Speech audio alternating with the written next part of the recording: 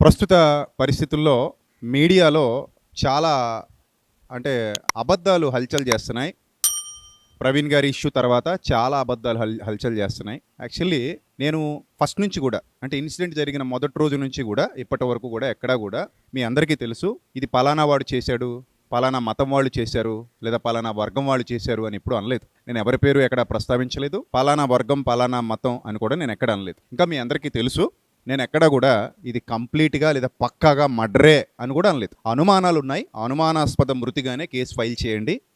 మాకు చాలా అనుమానాలు ఉన్నాయి, అవన్నీ నివృత్తి చేయండి. మాకు ఎందుకో ఇది యాక్సిడెంట్ లాగా కనబడట్లేదు.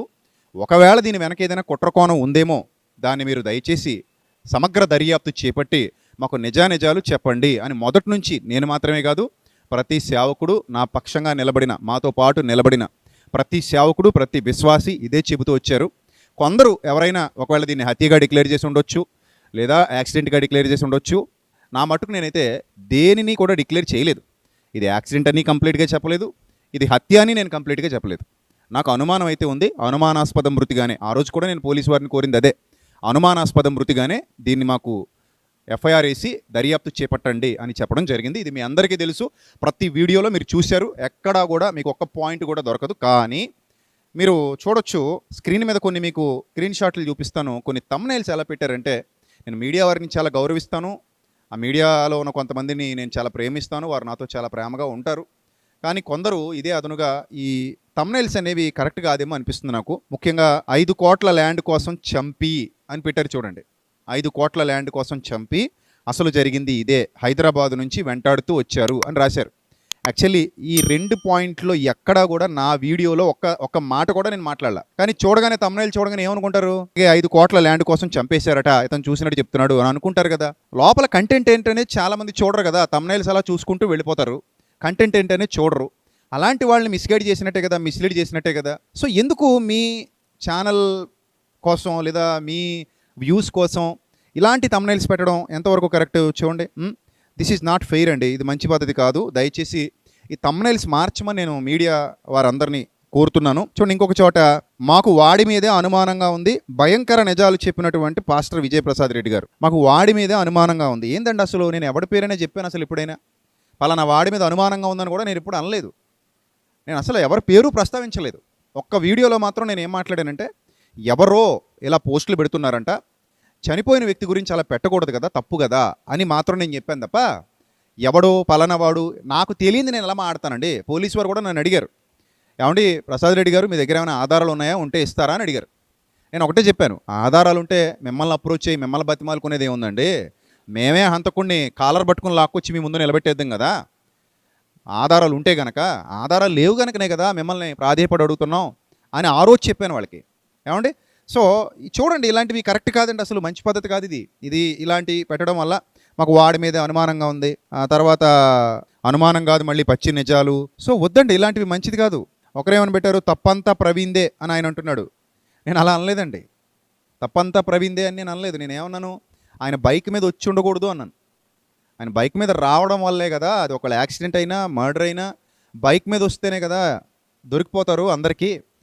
అదే ఫ్లైట్లో వచ్చి ఉంటే చాలా సెక్యూర్గా ఉండుండేది కదా అనేది నా ఆలోచన. లేదంటే ఒక 4-5 వెంటేసుకుని కారులో వచ్చి ఉంటే బాగుండేది కదా నేను ఆ రోజు చెప్పాను తప్ప, అసలు నాకు సంబంధం లేని విధంగా ఇలాగా పెట్టడం అనేది this is not fair. So కాబట్టి ఇవి కొంచెం మారిస్తే బాగుంటుంది. అలాగే పాస్టర్ ప్రవీణ్ పగడాల నిజంగానే మద్యం సేవించాడా అని పెట్టాడు ఎవరో కేఆర్టీవీ క్రాంతి గారు. అసలు ఆ రోజుకి నేను కేఆర్టీవీలో ఇంటర్వ్యూ ఇచ్చే సమయానికి అసలు ఈ ఇష్యూ ఇంకా బయటికి రాలేదు. ఈ మద్యం ఫుటేజెస్ ఏమి ఇంకా అప్పటికింకా ఈ ఇష్యూ బయటికి రాలేదు. అప్పటికి నేను ఎలా చెప్తానండి ఇలాగా ఈ ఇష్యూ మీద ఎందుకు మాట్లాడతాను?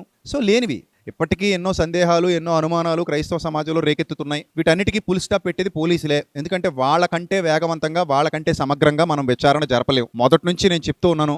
చంద్రబాబు నాయుడు గారు స్పందించారు కాబట్టి చూద్దాం, పోస్ట్ మార్టం వచ్చిన తర్వాత మాట్లాడదాం. పోస్ట్ మార్టంలో తప్పకుండా మంచి అవగాహన కలిగినటువంటి వ్యక్తులు ఉన్నారు కనుక పోలీసు వారు కూడా, వారి యంత్రాంగం కూడా మొదటి రోజు నుంచి మాకు బాగానే సపోర్ట్ చేస్తున్నారు కాబట్టి వాళ్ళు తప్పకుండా నిజాలు తీసుకొస్తారు బయటకనే చెప్పాను మొదటి నుంచి కూడా. నేను ఆర్టీవీకి ఇంటర్వ్యూ ఇచ్చినా కూడా, అలాగే బిగ్ టీవీలో ఇంటర్వ్యూ ఇచ్చినా కూడా, ఇంకా పలు ఛానల్స్ వారు తీసుకున్నారు, జీ తెలుగు న్యూస్ వాళ్ళకు కూడా ఎవరికి నేను ఇంటర్వ్యూ ఇచ్చిన ఇది చెప్పాను. పోలీసు వారు ఫస్ట్ నుంచి మాకు సపోర్ట్ చేస్తున్నారు, వాళ్ళు తప్పకుండా న్యాయ విచారణ జరిపిస్తారు, సమగ్ర దర్యాప్తు చేస్తామని చెప్పారు. సో అన్ని కోణాల్లో అన్ని విషయాలు బయట పెడతామని చెప్పారు, మా అనుమానాలన్నీ నివృత్తి చేస్తామని చెప్పారని చెప్పాను తప్ప ఎక్కడ ఈ టైప్ ఆఫ్ డైలాగులు నావి కావు. నేను ఎప్పుడు కూడా మత కల్లోలాలు రెచ్చగొట్టే స్టేట్మెంట్లు చేయను. నేను భారతీయుడిగా అందరూ కలిసి ఉండాలని కోరుకుంటాను. కేఆర్టీవీలో ఎంత రచ్చ జరిగిందో మీ అందరికీ తెలుసు. కొందరికి నా వ్యాఖ్యలు నచ్చలేదు, కొందరికి నచ్చాయి. ఆ రోజు కూడా నేను ఒకటే చెప్పాను, సెక్యులర్గా అందరూ బాగుండాలి, అందరూ హ్యాపీగా ఉండాలి. మీ దేవుణ్ణి మీరు గొప్పగా కొలుస్తారు, మీరు ఆరాధిస్తారు, మా దేవుణ్ణి మేము గొప్పగా కొలుస్తాం, మేము ఆరాధిస్తాం. మీ దేవుడు మీకు గొప్ప, మా దేవుడు మాకు గొప్ప, కానీ ప్రజలందరికీ ఒక్కడే దేవుడు ఉంటాడు, ఆ సృష్టికర్త అయితే ఒక్కడే, పరమాత్ముడు ఒక్కడే అనే విషయాన్ని ఆ రోజు చెప్పాను తప్ప ఏ రోజు కూడా మత కల్లోలాలు రెచ్చగొట్టడానికి, మత విద్వేషాలు రెచ్చగొట్టడానికి నేను మాట్లాడను కూడా. ఇక ఈ ఇష్యూ మీద నిన్ననే ప్రవీణ్ గారి వైఫ్ అలాగే వాళ్ళ బ్రదర్ కూడా స్పందించారు. ఎవ్వరూ దీన్ని హైలైట్ చేయొద్దు, ఎవ్వరూ ఈ విషయంలో ఇన్వాల్వ్ అవ్వద్దు. వాళ్ళు ఫస్ట్ నుంచి అదే చెప్తున్నారు. పర్సనల్గా కూడా చాలామందికి వాళ్ళు అదే చెప్పారు, మీరు ఎవరు ఇన్వాల్వ్ అవ్వద్దు, మీరు ఎవరు ఇందులో జోక్యం చేసుకోవద్దు.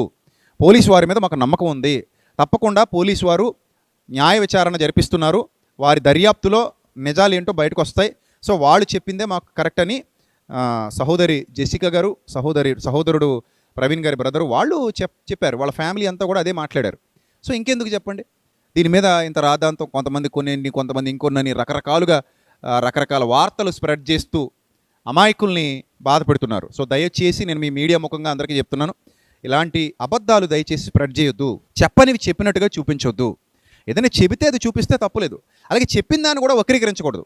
ఎవరో ఇంకో ఛానల్ వారు నేను మాట్లాడిన వీడియోకి నారా లోకేష్ గారిది, చంద్రబాబు నాయుడు గారి ఫోటో పెట్టి చేశారట. తప్పు కదండి. నేను అసలు వాళ్ళ పేర్లు ప్రస్తావించలేదు, వాళ్ళ ఊసెత్తలేదు, వాళ్ళ గొడవెత్తలేదు. అలా చేయకూడదు కదండి. అలా చేస్తే వాళ్ళు ఏమనుకుంటారండి? నేను అసలు ఏ పార్టీకి చెందినవాడు కాదు, ఫస్ట్ నుంచి కూడా నేను ఏ పార్టీ కాదు. అసలు రాజకీయంలో నాకు అసలు టచ్ కూడా లేదు. నాకు అందరూ కావాలి, నేను అందరినీ కలుపుకుపోయే వ్యక్తిని తప్ప ఈ పార్టీ నాది, ఆ పార్టీ నాది కదా నేను ఎప్పుడు చెప్పలేదు. నేను ఏ పార్టీకి చెందినవాడిని కూడా కాదు. ఎందుకంటే మా సెమినార్కి అన్ని పార్టీల వాళ్ళు వస్తారు, మేము అందరితో సఖ్యంగా ఉంటాం, అందరితో ప్రేమగా ఉంటాం. ఈ విషయం అందరికీ తెలుసు, ఈ చుట్టుపక్కల ప్రాంతాల్లో ఉన్న వాళ్ళందరికీ తెలుసు. మీరు ఇలా చేయడం వల్ల ఎంత తప్పు సార్ ఇది. ఇలాంటి దయచేసి నేను మీడియా వారిని కోరుతున్నాను, దయచేసి థంబ్నెయిల్ పెడితే జెన్యూన్గా పెట్టాలి, అంతే తప్ప ఇలా దయచేసి పెట్టకండి. అలా పెట్టడం వల్ల లేనిపోనివి క్రియేట్ అవుతాయి. సో కాబట్టి డే 1 నుంచి ఇప్పటి వరకు నేను ఒక్క విషయంలో కూడా మాట తప్పలేదు. నేను ఏదైతే చెప్పానో అదే చెప్పాను. ఇప్పుడు వాళ్ళు ఎలాగూ పోలీసు వారు అన్ని విషయాలు బయట పెడతా ఉన్నారు, అవి నిజాలా అబద్ధాలా నిగ్గు తేలుస్తూ ఉన్నారు. ఇంకా చాలామంది ప్రశ్నిస్తున్నారు, ఆ ప్రశ్నలకు సమాధానాలు కూడా వాళ్ళు చెప్తారు. తొందరపడొద్దు, ఎందుకంటే వాళ్ళు అంత ఈజీగా ఈ విషయాన్ని క్లోజ్ చేసేయరు కదా ఆధారాలు లేకుండా. సో అన్ని ఆధారాలతో వాళ్ళు మాట్లాడుతూ ఉంటున్నారు కాబట్టి గవర్నమెంట్ మీద ఉన్న నమ్మకంతో, పోలీసు వారి మీద ఉన్న నమ్మకంతో మనం మౌనంగా ఉంటున్నాం. సో అన్ని ఆధారాలు వాళ్ళు బయట పెట్టిన తర్వాత మనం అడిగే అనుమానాలన్నీ ఐజీ గారు కూడా చెప్పారు, మీకు ఏ అనుమానాలు ఉన్నా అడగండి, మేము నివృత్తి చేస్తామని ఐజీ గారు అంతటి వారే ప్రెస్ మీట్ ముందుకు వచ్చి చెప్పినప్పుడు ఇంకా మనకేంటి భయం? మీరే ఆలోచన చేయండి. ఎందుకు కంగారు పడిపోవాలి, ఎందుకు తొందరపడిపోవాలి? ఐజీ గారు అభయం ఇచ్చారు కదా, మీరు అడగండి మేము చెప్తామని ఆయన అన్నప్పుడు మీరు అందరూ ఎందుకు లేనిపోని గాసిప్స్, లేనిపోని అబద్ధాలు క్రియేట్ చేసేసి, అదేదో ఫేక్ వీడియోలు క్రియేట్ చేసేసి, ఆ ఫేక్ వీడియోలో ఫేక్ వాయిస్లు పెట్టేసి వాటిని తిప్పుతూ జనాన్ని కన్ఫ్యూజ్ చేయటం కరెక్ట్ కాదు.